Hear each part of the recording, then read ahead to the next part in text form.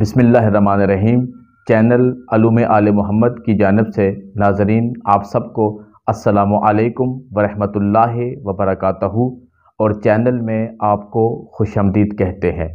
आज की नशिस्त में शोबा तारीख़ी हक़ाइक़ में मौजू याजूज माजूज है। आज हम अलूम आले मोहम्मद की रोशनी में ये भरपूर समझने की कोशिश करेंगे कि अल्लाह ने याजूज माजूज को इस दुनिया में क्यों और किस के लिए खल्क़ किया। तो चलते हैं मौजू की जानब। सबसे पहले मैं रेफरेंस देता हूँ, किताब का नाम अलल शराए। इसमें हज़रत इमाम अली नकी अलैहिस्सलाम अरशाद फरमाते हैं कि हज़रत नूह अलैहिस्सलाम को अल्लाह ने 2500 साल की ज़िंदगी अता फरमाई और वो ज़िंदा रहे। एक रोज़ वो अपने सफ़ीना में आराम फरमा रहे थे, सो रहे थे, तो अचानक हवा का झोंका आया और सामने हज़रत नूह अलैहिस्सलाम के 3 बेटे खड़े थे, हाम, याफ्स और जनाब साम। हवा के झोंके से हज़रत नूह अलैहिस्सलाम की शर्मगाह से चादर हटी तो हाम और याफ्स ने हंसना शुरू कर दिया, शोर व गुल शुरू कर दिया, मस्खरा और मजाक उड़ाना शुरू कर दिया, जिस पे जनाब साम ने इन दोनों को डांटा और हंसने और शोर व गुल से मना किया और जनाब हज़रत नूह अलैहिस्सलाम की शर्मगाह को उस चादर से दोबारा पोशीदा कर दिया। जैसे ही पोशीदा करने के बाद पीछे पलटे, अभी चंद कदम दूर गए होंगे कि हाम और याफ्स ने दोबारा हज़रत नूह की शर्मगाह को उड़ान कर दिया और उस चादर को शर्मगाह से हटा के हंसने लग पड़े, शोर व गुल मचाने लग पड़े, जिससे हज़रत नूह अलैहिस्सलाम बेदार हुए और इस हंसने की और शोर व गुल की वजह दरियाफ्त की। तो जनाब साम ने तमाम माजरा हज़रत नूह अलैहिस्सलाम को सुनाया, जिस पर हज़रत नूह अलैहिस्सलाम ने हज़रत साम पे मोहब्बत बड़ी निगाहें डाली और रंजीदा निगाहें हाम और याफ्स के चेहरे पे डाली और फिर दरबार इलाही में दोनों हाथों को बुलंद करके दुआ भी मांगी और बद्दुआ भी मांगी और फरमाया, ए अल्लाह, साम को मेरी फर्मा बरदारी और एहतराम के इवज़ अजर अता कर और हाम और याफ्स को अपने पैगंबर की बेहुरमती और मजाक उड़ाने के हवाले से इन पर सज़ा मुअय्यन फरमा। कुछ देर गुजरने के बाद हज़रत नूह अलैहिस्सलाम ने दोबारा अपने तीनों बेटों को अपने पास बुलवाया और बयान किया, ऐ मेरे बेटों, मैंने अभी कुछ लम्हे पहले जो अल्लाह के हजूर दुआ मांगी थी वो दुआ भी कबूल होगी और जो बद्दुआ मांगी थी वो बद्दुआ भी कबूल होगी। ऐ हाम, तूने अल्लाह के पैगंबर का मजाक उड़ाया है और अल्लाह के पैगंबर के मजाक उड़ाने की सज़ा में अल्लाह ने तेरे सुल्ब में दुनिया अर्ज में आने वाले तमाम हबशियों को करार दिया। ऐ याफ्स, तूने अल्लाह के पैगंबर का मजाक उड़ाया है, अल्लाह ने इसके सज़ा में दुनिया अर्ज में याजूज माजूज और उससे मिलती जुलती तमाम अकवाम को तेरे सुल्ब में करार दिया है। और ऐ जनाब साम, तूने अल्लाह के पैगंबर का हया किया और एहतराम किया और फर्मा बरदारी की, दुनिया अर्ज में तमाम आने वाले दानिशवर, अक्लमंद और गोरे तेरी नस्ल में अल्लाह ने करार दिए।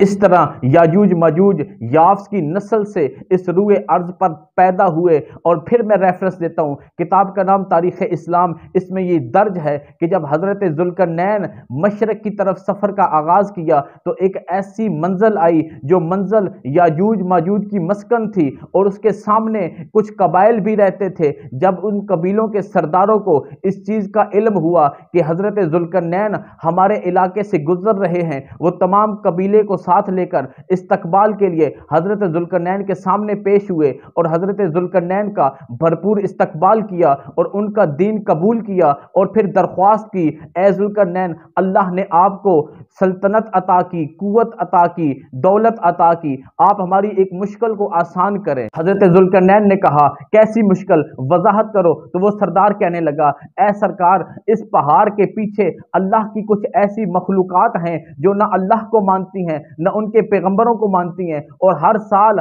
हमें आकर परेशान भी करती हैं और नुकसान भी पहुंचाती हैं। तो हजरत ज़ुल्करनैन ने फरमाया, वो कैसी मखलूक है, उसकी क्या अलामात हैं, कुछ जाहिर करो।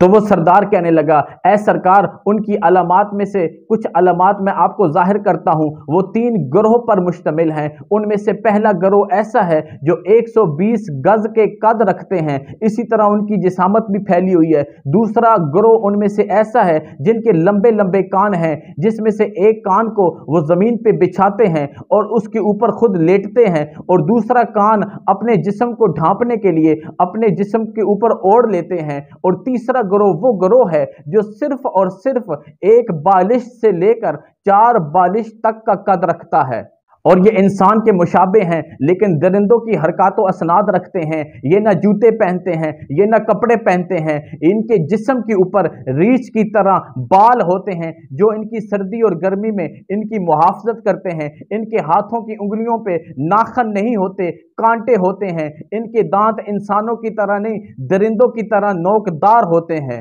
یہ روئے ارض کی تمام چیزوں کو کھاتے ہیں، یہ انسانوں کو نقصان پہنچاتے ہیں، یہ مویشیوں کو نقصان پہنچاتے ہیں، یہ جانداروں کو نقصان پہنچاتے ہیں، اور ان کی پسندیدہ خوراک مچھلی ہے۔ اللہ ان کے علاقے پر مچھلیوں کی بارش فرماتا ہے جس سے یہ سیراب ہوتے ہیں، اور جب ان کی اس مچھلیوں کی بارش کو قحط آتا ہے تو پھر ان میں سے کچھ مر جاتے ہیں۔ ان میں سے جو مر جاتا ہے ان کو یہ سب مل کر خود ہی کھا جاتے ہیں، اور جب قحط زیادہ برپا ہوتا ہے تو پھر یہ ہمارے علاقوں کی طرف رخ کرتے ہیں، اور وہ ہمارے علاقوں اور شہروں میں گھس کر ہمارے بچوں، ہماری فصلوں، ہمارے مویشیوں کو نقصان پہنچاتے ہیں۔ اے ذوالقرنین، وہ انہی دونوں پہاڑوں سے داخل ہوتے ہیں۔ ہم آپ سے درخواست کرتے ہیں کہ آپ ان دونوں پہاڑوں کے درمیان ایک ایسی دیوار تعمیر کر دیں جس کی وجہ سے ہماری مشکلات آسانی میں تبدیل ہو جائے اور وہ ہم سے دور ہو جائیں، وہ ہمیں نقصان نہ پہنچا سکیں۔ اس دیوار کی تعمیرات کے لیے جتنا چندہ چاہیے ہوگا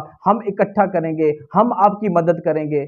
تو حضرت ذوالقرنین نے ان کی یہ درخواست سن کر، کتاب کا نام حیات القلوب، اس میں یہ درج ہے، فرمایا مجھے آپ کے چندے نہیں چاہیے، میں آپ کے چندوں کو نہیں وصول کروں گا، مجھے اللہ نے آپ کے چندوں سے زیادہ نوازا ہے، لیکن آپ کی دیوار کی مرمت میں، آپ کی دیوار کی تعمیر میں مجھے آپ کی جسمانی قوت چاہیے ہوگی، مجھے لوہا چاہیے ہے، مجھے تانبا چاہیے ہے۔ تو ان لوگوں نے پہاڑوں میں سے لوہے اور تانبے کو اکٹھا کرنا شروع کر دیا۔ پھر کچھ عرصے کے بعد لوہے کا بھی پہاڑ بنا دیا اور تانبے کا بھی پہاڑ سجا دیا۔ پھر حضرت ذوالقرنین نے لوہے اور تانبے دونوں کو ملا کے دیوار کی مرمت کرنا شروع کی، اور پھر دیوار کو پایہ تکمیل تک پہنچا کر پھر اس قبیلے کے افراد سے حضرت ذوالقرنین نے ایک خطاب کیا۔ اس خطاب کے الفاظ یہ تھے کہ اب اس دیوار کو پار کر کے یاجوج ماجوج کبھی دنیا ارض پہ داخل نہیں ہوں گے، وہ اپنے ایک مخصوص علاقے میں رہیں گے، لیکن جب اللہ چاہے گا تو اسی دیوار کو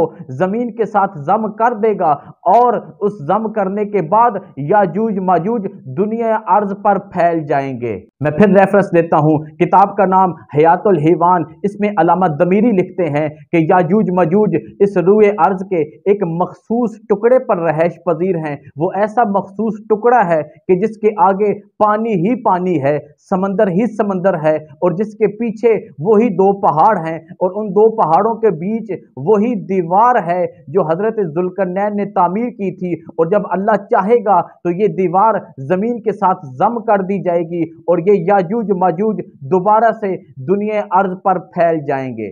ان کے متعلق بقایا تفصیلات آئندہ ویڈیو میں ہم بیان کریں گے۔ اس ویڈیو کا آج اختتام کرتے ہیں۔ امید کرتے ہیں کہ آپ کو آج کی ہماری ویڈیو پسند آئی ہوگی۔ اگلی ویڈیو میں دوبارہ ملاقات کریں گے، تب تک کے لیے اجازت چاہتا ہوں۔ التماس دعا، اللہ حافظ۔